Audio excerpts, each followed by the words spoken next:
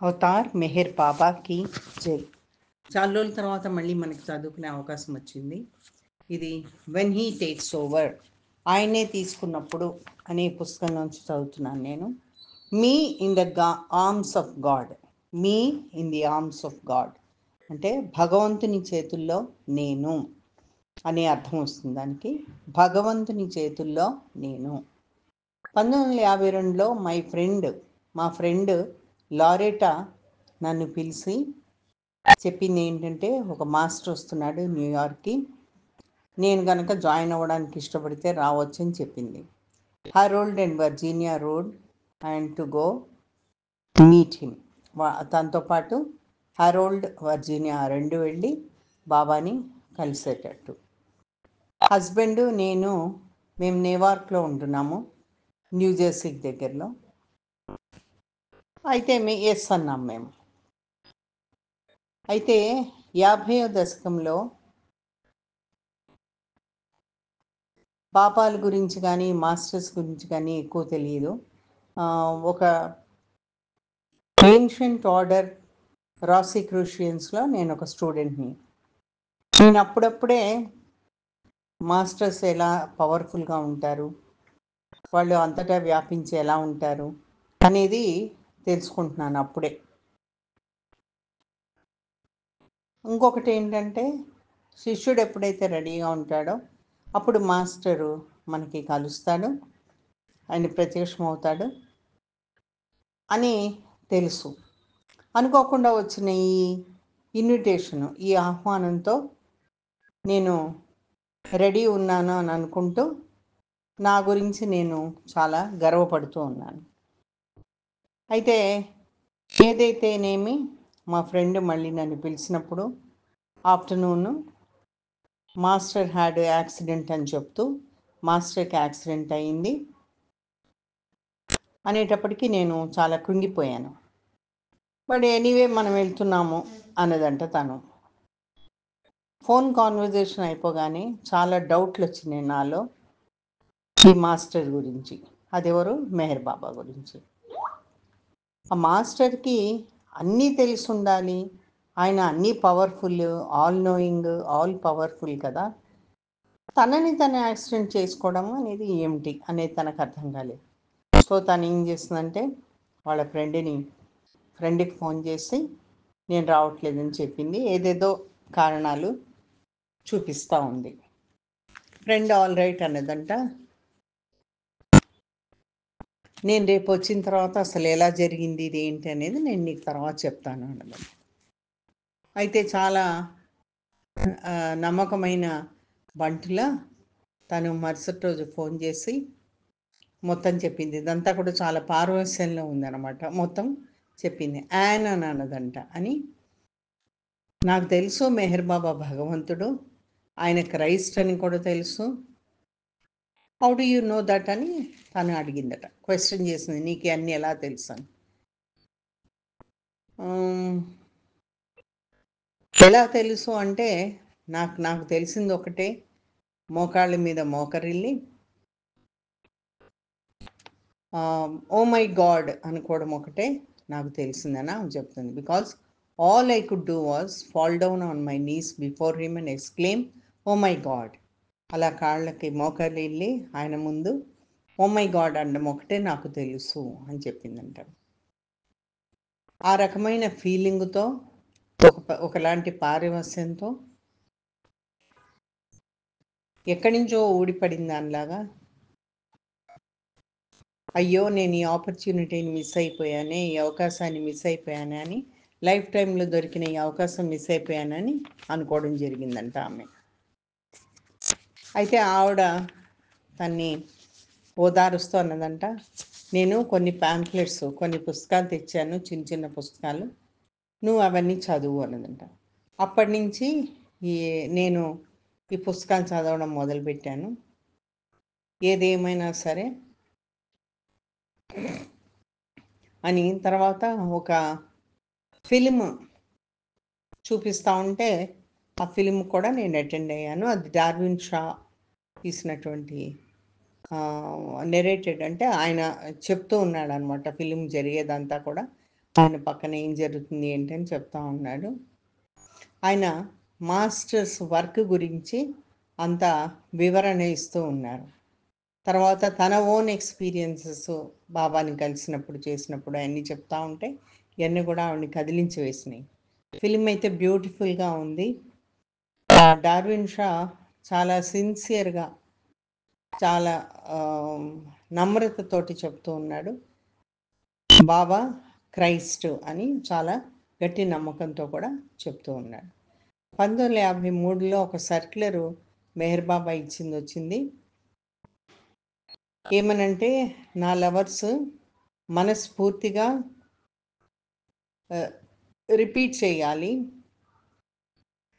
వినబడేటట్టు అందరికీ రిపీట్ చేయాలి 4 నుంచి 5 వరకు అని చెప్పారు. నామం అయి ఉంటుంది. ఒక name of God without a break. ఏం చెప్పాలి వాళ్ళందరూ? ఒక భగవంతుని పేరు బ్రేక్ రాకుండా చెప్పాలి. వెస్టర్నర్స్ ఏమో గాడ్ ఆల్మైటీ అని, హిందూస్ ఏమో పరమాత్మ అని, ముస్లింలేమో అల్లాహు అక్బర్ అని, జొరాస్ట్రియన్స్ యజ్దాన్ అని, ఇలా రకరకాలుగా అందరూ ఒక గంట సేపు 4 నుంచి 5 వరకు తెల్లవారుజామున చెప్పాలి. నాకు అది చాలా ఇంపార్టెంట్. ఎందుకంటే అది ఫస్ట్ ఆర్డర్ బాబా దాని కింద నేను నాకు ఇచ్చినటువంటి ఫస్ట్ ఆర్డర్ కింద తీసుకున్నాను. తర్వాత నాకు చాలా చక్కగా అనిపించింది అది చేయగలిగినందుకు. బెడ్ మీదకి వెళ్ళినప్పుడు రాత్రి పడుకోపోయే ముందు నేను ఆశ్చర్యపడే విధంగా బాబా అక్కడ నుంచున్న పక్కన ఉన్నారు. ఆయన ఏమీ మాట్లాడలేదు, కానీ నాకు చాలా ఆనందంగా ఉంది. ఐఎమ్ ప్లీజ్డ్ అని అండమట్టుకు జరిగింది. తర్వాత ఒక క్షణంలో మాయమయ్యారు. అది నాకెంతో ఆనందం అనిపించింది. బాబా నిజానికి ఆయన ఏంటో, ఆయన ఎవరైతే అని చెప్పారో అది ఆయనే అన్నటువంటి నమ్మకం నాకు బాగా కలిగింది. బాబా భగవంతుడా కాదా అనేటువంటి ఆ డౌట్ ఇంకెప్పుడు నాకు జీవితంలో రాలేదు. అప్పుడు అటెండ్ అవుతూ ఉన్నాను నేను మీటింగ్స్కి న్యూయార్క్లో. కానీ నా మనసులో ఉన్నది ఏంటంటే, నా బ్రెయిన్లో ఉన్నది ఏంటంటే, నా మైండ్లో ఎప్పటికైనా సరే బాబాని క్షమాపణ అడగాల. ఆయన గురించి ముందు అనుకున్నాను నేను ఏదో విధంగా, దాని గురించి నేను క్షమాపణ అడగాలి అని ఉంది. అయితే అది మటుకు చాలా గట్టిగా ఉంది నాలో, ఆ క్షమాపణ అడగాలి అనేది. ఎప్పుడు బాబాని కలిసినా సరే మొట్టమొదటిగా నేను అడగాల్సింది ఆ క్షమాపణే అని నాకు తలంపులో ఎప్పుడూ వస్తూ ఉండేది. ఫైనల్గా 1956లో ఒక ఛాన్స్ వచ్చింది. మా హస్బెండ్తో సహా కలిసి వెళ్ళడానికి, ఇంకా 2 ఫ్రెండ్స్ బాబాని డెల్మోనికా హోటల్ న్యూయార్క్లో కలవడానికి వెళ్ళాము జూలై 22న. ఆ రూమ్ వెయిటింగ్ హాల్లో కూర్చొని ఉన్నప్పుడు అందరితో పాటు ఒక లేడీ వచ్చింది. ఆమె అనౌన్స్ చేసింది, ఫోటోగ్రాఫర్స్ ఇక్కడ ఉన్నారు పిక్చర్స్ తీసుకోవడానికి బాబాతోటి, ఎవరైనా సరే ఫోటోగ్రాఫ్స్ తీసుకుందామని అనుకున్న వాళ్ళు మీ చేతులు ఎత్తండి అని అన్నదంట. అయితే ఆయన నెమ్మదిగా తన చెవుల్లో గుసగుసలాగా చెప్పింది ఏంటంటే, ఏంటి చెయ్యెత్తమా అన్నాడంట ఆయన. అయితే నమ్మశక్యం కాని విధంగా ఎవ్వరూ కూడా చెయ్యెత్తలేదు. ఏంటి ఈ మనుషులు ఏమిటిలా అని అనుకున్నాను నేను. అప్పుడు ఆ క్షణంలో ఏంటి వాళ్ళకి they don't want to be photographed with బాబాతో ఫోటోగ్రాఫ్ తీయించుకోవడం వాళ్ళకి ఇష్టం లేదా, వాళ్ళకి నచ్చలేదా? ఆ లేడీ మళ్ళీ రిపీట్ చేసిందంట. అప్పుడు ఈమె చేయి పైకెత్తింది, అంటే నాకు ఇష్టమే బాబాతో ఫోటోగ్రాఫ్ చేయించుకోవడం అని. ఇంకొక చెయ్యి తన చేతి వెనక, తన వెనక చెయ్యి కూడా ఎత్తారు. మీరు ఇద్దరు బయటకు రండి అనడం వినిపించింది ఆ లేడీ. డోర్ ఓపెన్ చేయగానే బాబాని వైట్ కోట్లో వైట్ దివాన్ మీద కూర్చొని చూసింది. తనకి మనసులో ఆలోచన ఏమొచ్చిందంటే, ఈయన ఎవరూ కాదు, ఈయన ప్యూరిటీ, ఎసెన్స్ ఆఫ్ ప్యూరిటీ, ప్యూరిటీకి చిహ్నము ఈయన, శాంతికి చిహ్నము ప్యూరిటీ, దానికి క్లెన్లీనెస్ ప్యూరిటీ అంటాం కదా, దానికి చిహ్నం అని. ఫ్రెండ్ లారెటా లాగా తను కూడా మోకాళ్ళ మీద మోకరిల్లింది బాబా ముందు. అన్నీ మర్చిపోయింది. బాబా ఎప్పుడు కలిస్తే అప్పుడు తను బాబాకి క్షమాపణ చెప్పుకుందామని అనుకుంది కదా, అవన్నీ మర్చిపోయింది. అన్నీ ఎంత కేర్ఫుల్గా ఎప్పటి నుంచో బాబా ముందు వెళ్ళినప్పుడు ఏం చెప్పాలి, ఎలా క్షమాపణ చెప్పాలి అని అనుకుని అన్నీ మర్చిపోయినాయి. నోరు దాటి ఒక మాట బయటికి రాలేదు. ఎవరో అన్నారంట, you never know what you will do when you come before Baba. ఎవరో అన్నయ్య గుర్తొచ్చింది తనకి. మనకి బాబా ముందు నుంచున్నప్పుడు కూర్చున్నప్పుడు ఆ క్షణంలో మనం ఏం చేస్తామో మనకే తెలియదు అని. అది అలానే జరిగింది. అప్పుడు బాబా చెయ్యి తన్ని టచ్ చేస్తుందంట. తన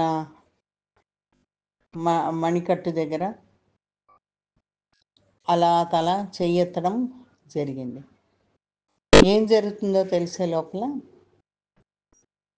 మొహంలో మొహం పెట్టి చూస్తున్నట్టుగా, కంపాషనేట్ ఫాదర్, ఆ దయగల తండ్రి చూస్తున్నట్టు ఆ చేతుల్లో వాలిపోయింది. ఆ ఎంబ్రేస్ ఆర్మ్స్లో వాలిపోయింది తను. బాబా ఎంత గట్టిగా పట్టుకున్నారంటే మనస్ఫూర్తిగా, for what seem to be such a long time, ఎప్పటి నుంచో తను వెయిట్ చేస్తూ ఉన్నట్టుగా బాబా తను అలా ఎంబ్రేస్ చేశారు. ఏం జరిగిందో తనకి తెలుసుకునే లోపల చాలా ఆశ్చర్యంగా ఒక ఆలోచన వచ్చిందంట.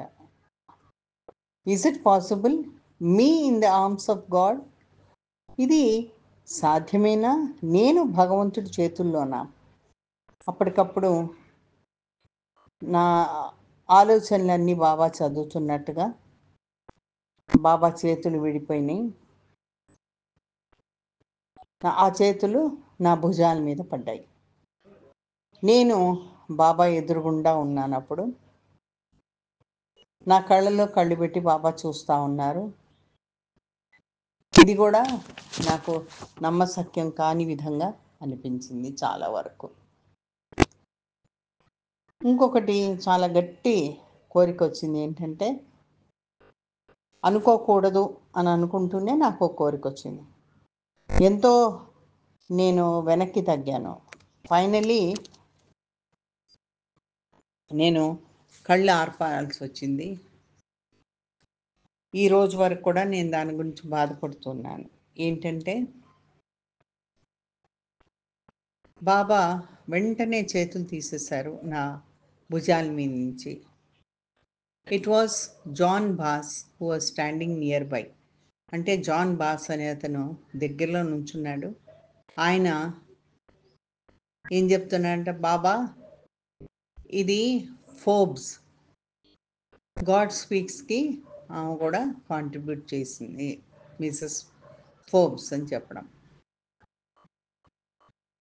అప్పుడు నెమ్మదిగా నాలిక నోరు తెరుచుకుని మాట్లాడింది. ఏంటంటే, బాబా అవును, నా దగ్గర పుస్తకం ఉంది, కానీ నాకేం అర్థం కావట్లేదని తను నోరు తెరిచి చెప్పడం జరిగింది. అప్పుడు బాబా జెస్చర్ చేశారు. అంటే బాబా సౌండ్ని చేశారు. ఏమని? ఏరిచి చెప్పాయంట. బాబా చెప్తున్నారు నీకు, బాబా టెల్స్ యూ, ఆ పుస్తకాన్ని చదవాలి 5 సార్లు, and then you will have it for all eternity.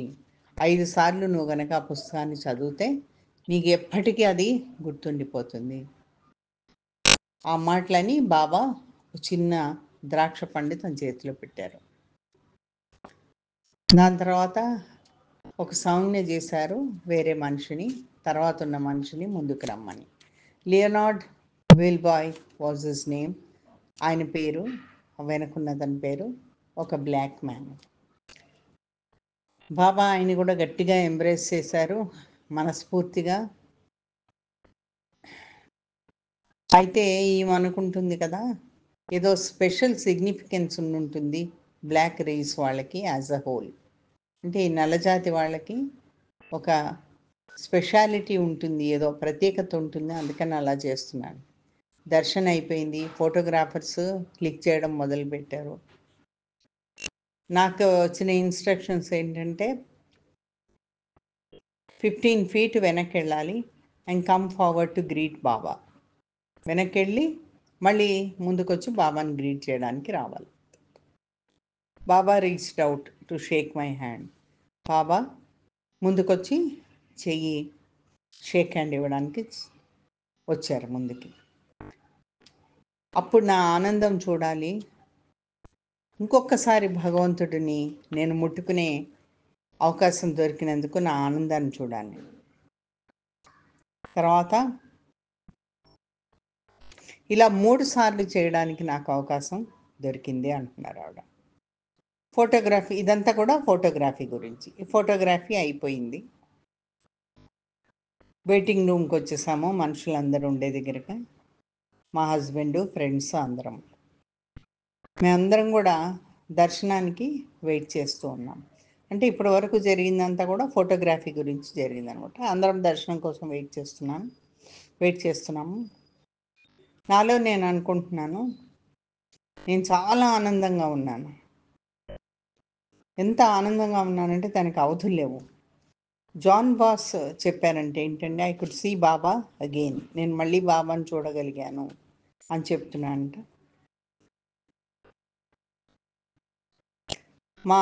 నా మంచి హస్బెండ్, మా గుడ్ హస్బెండ్, నేను చదివినంతగా బాబా గురించి ఆయన చదవలేదు.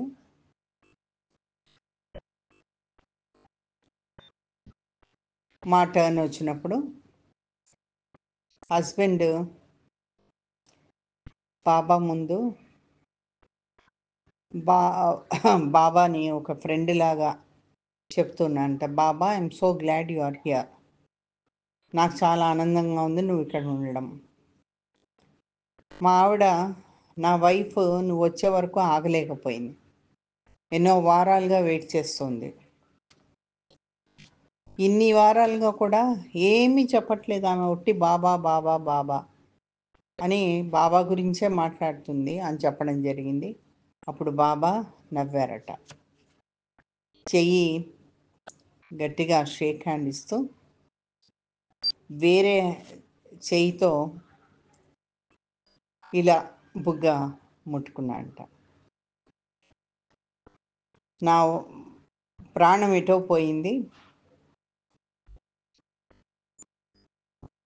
ఎందుకంటే అప్పుడు నేను అనుకున్నది ఏంటంటే, మా పెళ్ళి బాబా బ్లెస్సింగ్స్ తోటి జరిగినాయి అనుకున్నాం. మా ఫ్రెండ్స్ బాబా నా రోజు కలిసిన వాళ్ళు ఏడుపుతోటి అలా కళ్ళలోంచి అశ్రుధారలు కారుతూ ఉన్నాయి. వాళ్ళు ఎంతకీ కూడా ఆ కన్నీళ్ళు ఆపుకోలేకపోయారు చాలాసేపటి వరకు. మా ముందుకి మరొక అవకాశం వస్తుంది. అదేంటి, మేము వెళ్ళిపోయే ముందు డనా ఫీల్డ్ చెప్పారట, ఇప్పుడే వెళ్ళొద్దు, Baba is giving us a discourse, Baba discourse ఇస్తున్నారు, ఇప్పుడే వెళ్ళొద్దని. అందరం కూడా మ్యూజిక్ రూమ్లోకి వెళ్ళాము. ఎక్కడైతే డాన్ స్టీవెన్స్ ఒక మెసేజ్ చదివారో, ఒక గ్రాండ్ పియానో దగ్గర దాని మీద పీచెస్ పెట్టి ఉన్నాయి, ఫ్రూట్స్, పీచెస్. ఆ మెసేజ్ చదివిన తర్వాత బాబా ఆ పీచెస్ని పట్టుకొని ఒక చేతితో పట్టుకుని ఒక మనిషిని అలా చూడడము మొదలుపెట్టారు. ఒకవైపు చూస్తూ ఆ పండుని, చేతిలో ఉన్న పండుని ఇంకో వైపుకి విసరడం జరిగింది. ఈ గేమ్ అందులో ఆ బౌల్లో ఉన్న పీచెస్ అన్నీ, ఆ గిన్నెలో ఉన్న పీచెస్ అన్నీ అయిపోయే వరకు అలా జరిగింది. డాన్ స్టీవెన్స్ లక్కీ, అతను 4 పట్టుకోగలిగాడు. తర్వాత 2 వీళ్ళకి, వైఫ్ అండ్ హస్బెండ్కి వీళ్ళకి ఇవ్వడం జరిగింది, యాన్ ఫోర్బ్స్కి హస్బెండ్కి ఇవ్వడం జరిగింది. తర్వాత ఏం చెప్పారంటే అనౌన్స్మెంట్లో ఎవరైతే ఎవరి పేర్లు అయితే చెప్పారో వాళ్ళు బాబాని పైన కలవచ్చు ఆయన రూమ్లో అని చెప్పినప్పుడు అప్పుడు నాకు గుర్తొచ్చింది ఏంటంటే, అయ్యో నా హ్యాట్ అక్కడ వెయిటింగ్ రూమ్లో మర్చిపోయాను. నేను ఒక ఫూలిష్ మనిషిని అనుకుంటూ, నేను ఒక ఫూల్ని అనుకుంటూ ఒక హ్యాట్ తెచ్చుకున్నాను మెహర్ బాబాని కలవడానికి. ఆ చేతులు కలిపినప్పుడు, షేక్ హ్యాండ్ ఇచ్చినప్పుడు నా తల మీద అది అలా ఉండిపోయింది.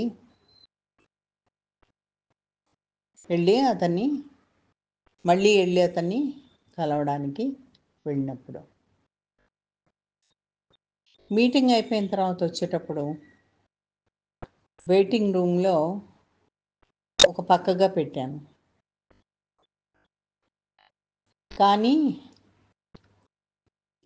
ఆ విధంగా పెట్టడం మూలంగా నాకు ఇంకొక అవకాశం వచ్చింది బాబా దగ్గరికి వెళ్ళడానికి. ఆ సిల్లీ హ్యాట్ కూడా మంచే చేసింది నాకు. ఎందుకంటే అది తీసుకోవడానికి వెళ్ళినప్పుడు ఆ డోర్ ఓపెన్ చేస్తుంటే కొద్దిగా అందులోంచి మళ్ళీ బాబాని చూశాను. మళ్ళీ ఒక గ్రూప్ ఆఫ్ పీపుల్తో ఉన్నారు, వెయిట్ చేస్తూ ఉన్నారు బాబా లిఫ్ట్ కోసం. లెట్స్ గో అన్నాంట. మై హస్బెండ్ అర్జ్డ్, పద వెళ్దామని. No wait, I said, I pleaded. లేదు దయచేసి ఆగుదాం కొంతసేపు అని. కళ్ళు మూసుకొని మనసులో, oh Baba just one more look అని అనుకుందట తను. అంటే బాబా అక్కడ ఉన్నారు కాబట్టి ఇంకొకసారి నన్ను చూడాలి బాబా అని అనుకుందంట. బాబా 30 ఫీట్లు దూరంగా ఉన్నారు తనకి, వేరే డైరెక్షన్లో చూస్తూ. నెమ్మదిగా తను ఆనందించే విధంగా బాబా ఇటు తిరిగాడు, తల ఇటు తిప్పారు. కుడి కంటి వైపు తనకి మూల అంచున బాబా కనబడుతూనే ఉన్నారు. ఆ లాస్ట్ చూపు అనేది తనకి దక్కింది. ఇక తన ఆనందానికి అవధులు లేవు. Finding my self back out on the side walk. అది మళ్ళీ అక్కడికి వాళ్ళ ఊరు వెళ్ళిన తర్వాత ఆ సైడ్ రోడ్డుకి పక్కన ఉన్నటువంటి దానిలో తను నడుస్తూ ఉంటే సైడ్ వాక్లో న్యూయార్క్ సేమ్గా కనబడింది. కానీ అక్కడ ఉన్నటువంటి ఆ పొడుగైన ఆకాశ సౌధాలు ఏదైతే ఉన్నాయో అవి